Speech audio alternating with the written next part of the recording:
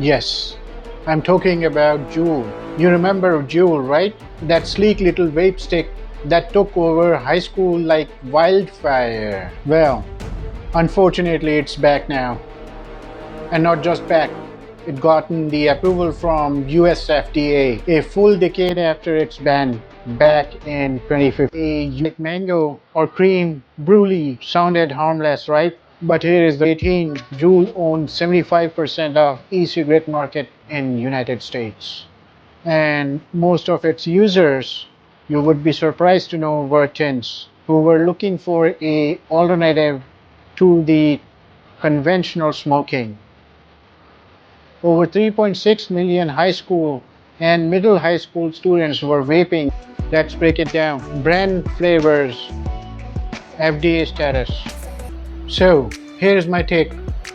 JUUL's return is not a celebration. What if I told you a product once banned, blamed for addicting an entire generation of teens, is now officially approved by FDA in 2025?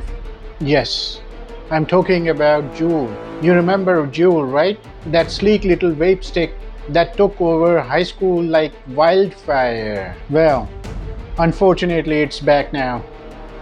And not just back, it gotten the approval from US FDA a full decade after its ban back in 2015. Hi, I am Bank, a licensed pharmacist from RxIndianPharmacist channel. And today, I'm going to walk you through the real story behind JUUL's comeback, what it means for public health, and whether we should be worried or relieved. Banned in 2022, blamed for youth nicotine epidemic. And now in 2015, JUUL is officially back. But is this really a public health move or corporate redemption? Let's find out the rise and fall of JUUL. Let's rewind our clocks back to 2015 and find out what had happened then. JUUL hits the market as a cleaner alternative to smoking. It looked like a USB drive, no ash, no smoke, just cool flavors like mango or cream brulee sounded harmless, right? But here is the reality. By 2018, JUUL owned 75% of e-cigarette market in United States. And most of its users, you would be surprised to know, were teens who were looking for a alternative to the conventional smoking. Over 3.6 million high school and middle high school students were vaping by 2019. That's not harm reduction, that's an epidemic, wasn't it? Let's find out how the JUUL got banned. By 2020, alarms were blaring.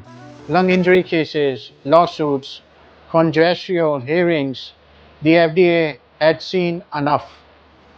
In June 2022, they did it. JUUL products were officially banned from being sold in US. But why? There was incomplete toxicology data delivery, high nicotine delivery, youth addiction risk had attributed to such factors to compel US FDA ban JUUL e-cigarettes. JUUL appealed in the courts. The court granted a stay, and for 3 years they stayed in legal limbo. Meanwhile, brands like Views, Bar, Puff took the throne. 2025, the comeback of JUUL. But then came the shock of the year. July 2025, the FDA officially approved JUUL's application. Wait, what? Here is what changed. JUUL submitted updated safety data. They restricted to just two tobacco flavors, Virginia tobacco, and the another one is classic tobacco. Flavored pods, still banned. Youth marketing, it's forbidden. But now, with proper documentation and revised control, FDA gave them the green light. FDA, in their written statement, had mentioned the benefits to adult smokers outweigh the known risk to youth when appropriately regulated. Comparing JUULs with other vapes. Now, let's compare JUUL with the other vapes. Let's break it down. Brand flavors, FDA status. Brand flavors, FDA status. JUUL, no flavors, approved. We use limited, approved. Elf bar, all flavors are banned. So now JUUL returns legally with strict guardrails, but it's not the same JUUL from 2018. So now the question comes to our dear teens. What about teens? This is where it gets tricky. Teen vaping is still rampant. Overall, 2 million high school students still vape in 2025. Over 2 million high school students still vape in 2025. Parents are nervous. Teachers are frustrated. Health experts divided. They seem confused. FDA says they'll monitor closely, but history tells us once the genie's out of the bottle, it's hard to put it back. But still, most of us are confused in finding the answer. Is JUUL safer than smoking? Let's be clear.